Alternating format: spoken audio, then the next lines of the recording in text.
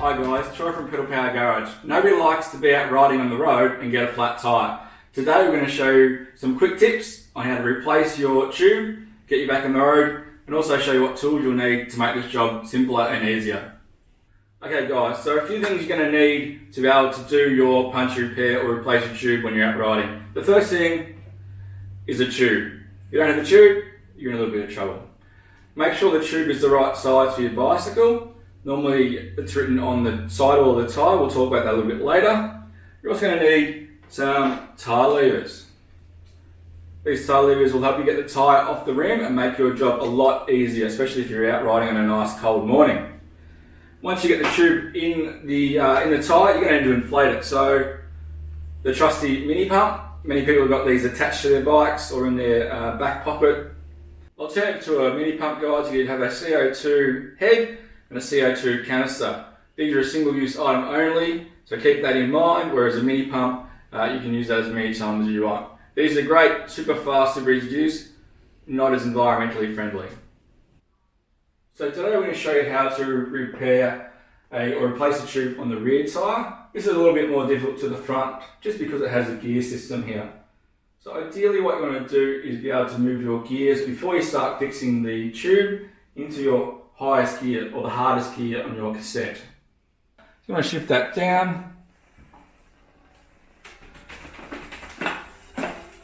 like so. That's going to make it easier to put your wheel back in once the tube has been replaced or your puncher's been repaired.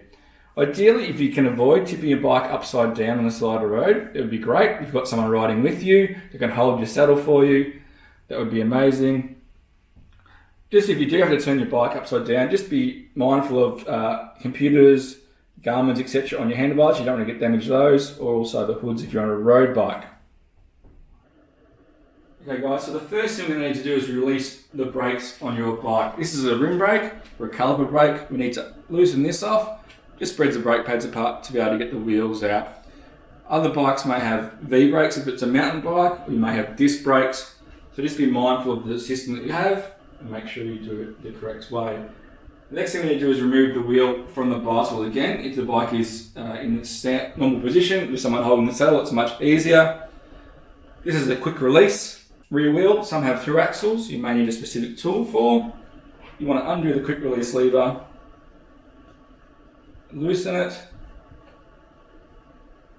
push this forward. That's a nice way to help get the wheel out.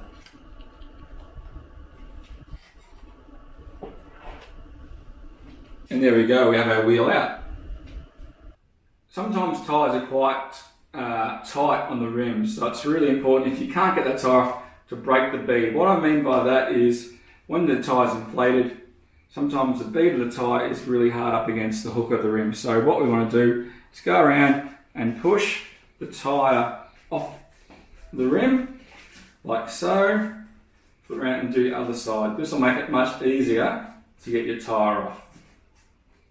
Just to go over this again, you want to get your tyre lever with the hook end under your tyre, so under the bead of the tyre, like so, and then push that out. You then want to hook that lever onto a spoke. Once you have your first tyre lever in position, take your second lever. There should be enough bead next to the first lever to be able to get the lever just under there already, like so. Then with a little bit of force, you may need to just push that around the rim, like so. And the tyre starts to come off. So do this all the way around, like so. One lever might fly, that's fine. So that's your tyre levers done. Job done, tyre levers. Okay, now before we go and replace the old tube with the new one, we want to find out where our puncture has come from or what's caused the puncture. The great little tip is always, when you put a new tube in, to line your tyre up with the valve stem on your rim, just so it gives you a reference point to finding out where the hole is. So a puncture can be caused by a number of things. You could have picked up some road debris, glass, a nail, etc., something like that, which could be quite easy to find in the actual tyre surface or in the tread. You may have run over something smaller like some glass, which will be harder to find as well. You could also have a pinch flat in your tube that looks like two small holes, like a snake bite. Some people call it a snake bite as well. So what we're going to do is work out what's caused our puncture before we replace the tube. So I want to give the tread of the tyre a good inspection just to see if we can see what's caused the puncture. So just take your time, have a good look at the tread. So it could be something small like a piece of glass, so really take your time. If you've gone around the entire tread and can't see any obvious, you need to also check the inside of the tyre. So you can do this by, once again, maybe starting at the logo, just so you have a reference point. Starting there and running your hands all the way around the tyre. So it's time to put the tyre back onto the rim. Make sure you have your tyre going in the right direction. So sometimes you can tell by the tread, normally the point is going forward, or there's also a direction arrow somewhere on the sidewall of your tyre. Now again, a little tip, you want to line up the branding or the logo or the writing that's on your tyre with the valve hole on your rim. So what we're going to do is just put one side of the tyre on first. Just work your way around. You should go on reasonably easily, like so. You're going to grab your tube, as I said, it's going to have a bit of air in it just to give it some shape. You're going to find your valve hole, pop that through. We need to move the tyre across the tube and just work the tube into the rim and tyre like so.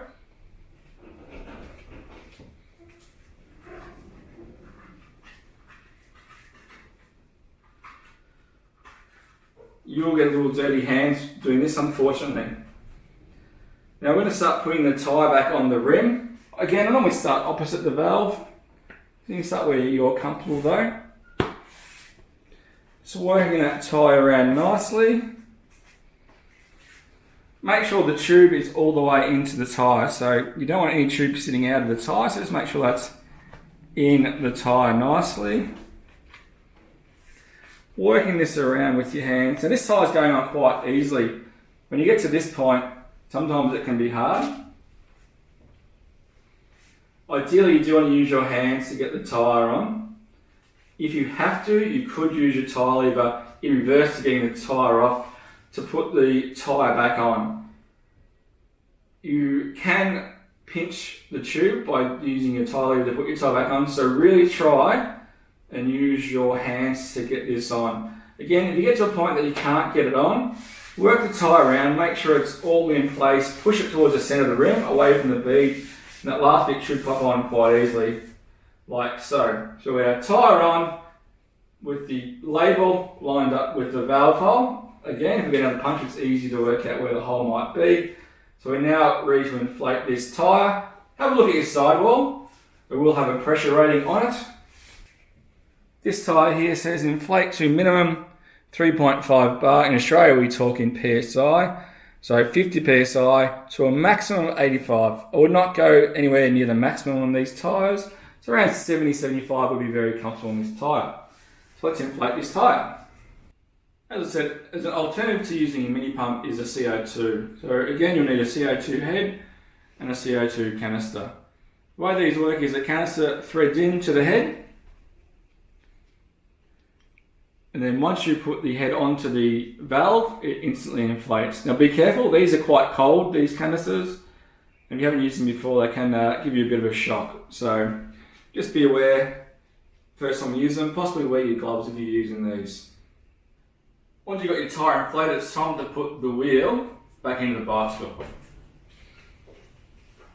Once again, you've got someone that can help you hold your saddle up, keep the bike up the right way, that's great. We're going to just push the derailleur cage forward a little bit, get the cassette in there for your gears.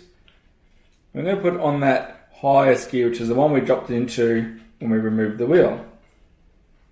It should slide in there quite easily.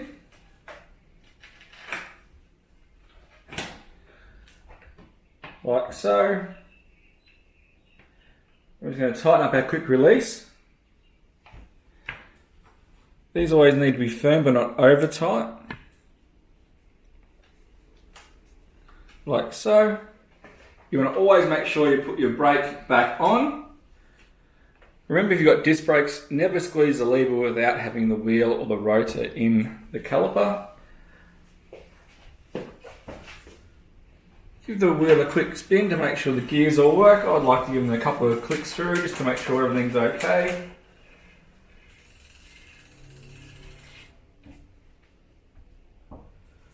Going to make sure the wheel is spinning properly and the tyre looks okay in the rim, so give that a spin. Make sure there's no up or down in the tyre. If there is, that may mean the tyre hasn't beaded correctly onto the rim, which means it may need some more air. This looks great. That's how you replace a tube.